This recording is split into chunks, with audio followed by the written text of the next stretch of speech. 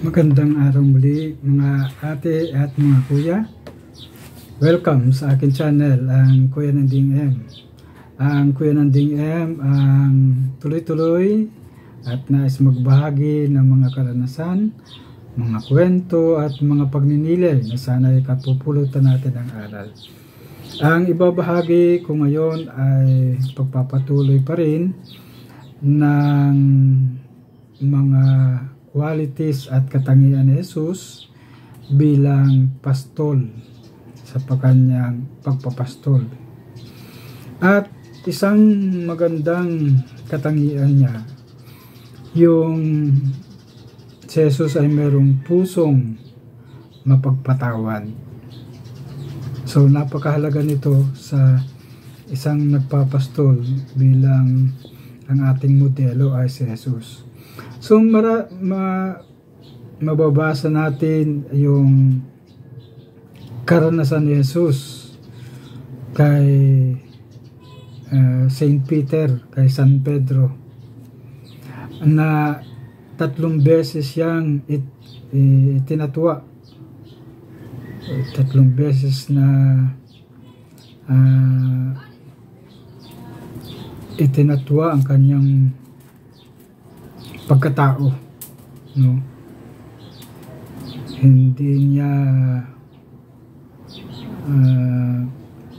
hindi pagtanggap kay Jesus.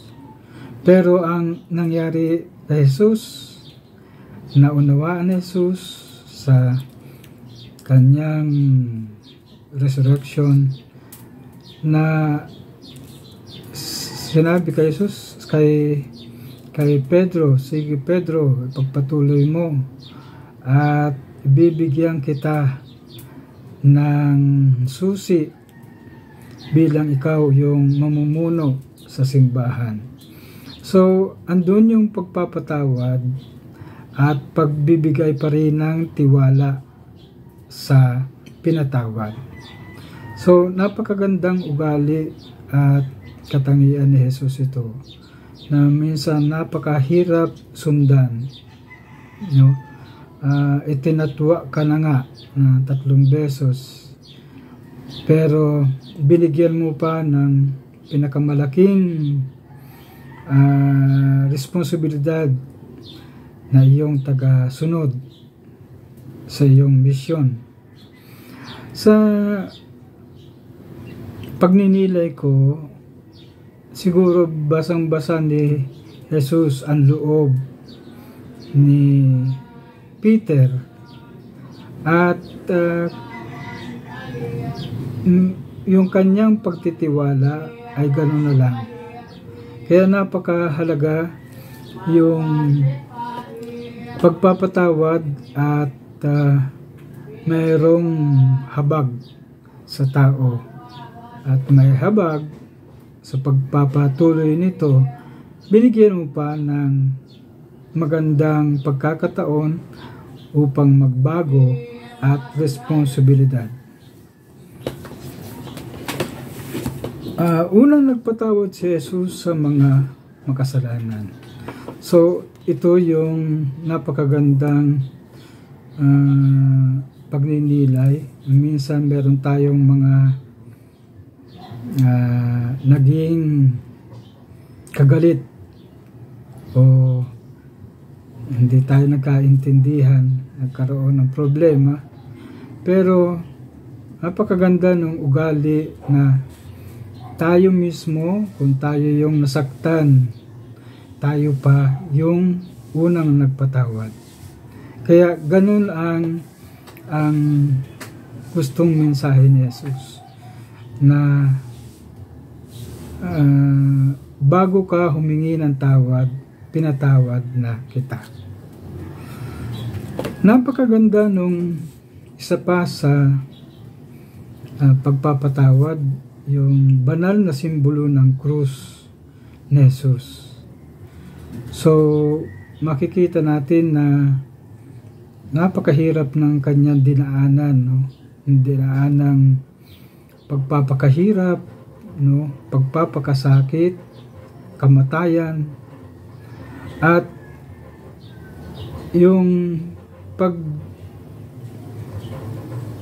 dahil lang sa pagpapatawad sa ating mga kasalanan. So, hindi tumitigil ang simbolo ng krus sa krus lang, kasi kung walang resurrection, wala din tayong pag-asa. So, ang resurrection sa likod nito ay merong pag-asa, merong kaligtasan.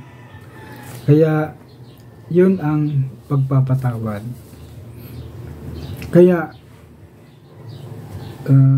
ito ay isang call to action muli, personally sa akin, bilang namumuno sa pamilya, na ang pamumuno ay isang merong forgiving heart, no? Merong handang pusong magpatawad. Kasi pag ikaw ay nagpatawad, nagiging maganda ang iyong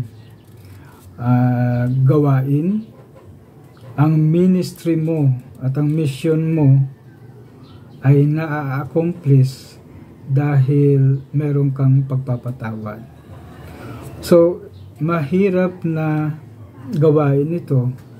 Kaya lang, ito yung halimbawa ni Jesus na dapat kung sundin, imbitasyon sa atin upang bigyang pansin natin, lalong-lalo na sa ating mga nakagalit o naging kaaway.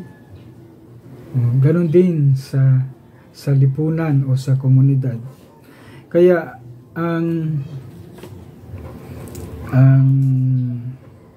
kapag nakaranas na tayo ng pagpapatawad, di ba ang damdamin ay kakaiba, no?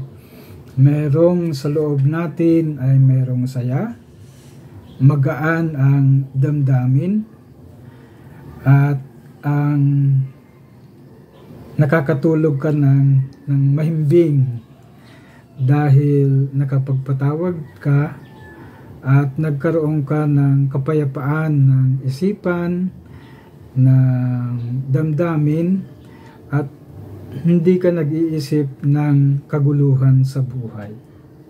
So, yan yung katangian na napakagandang tularan kay Jesus bilang nagpastol.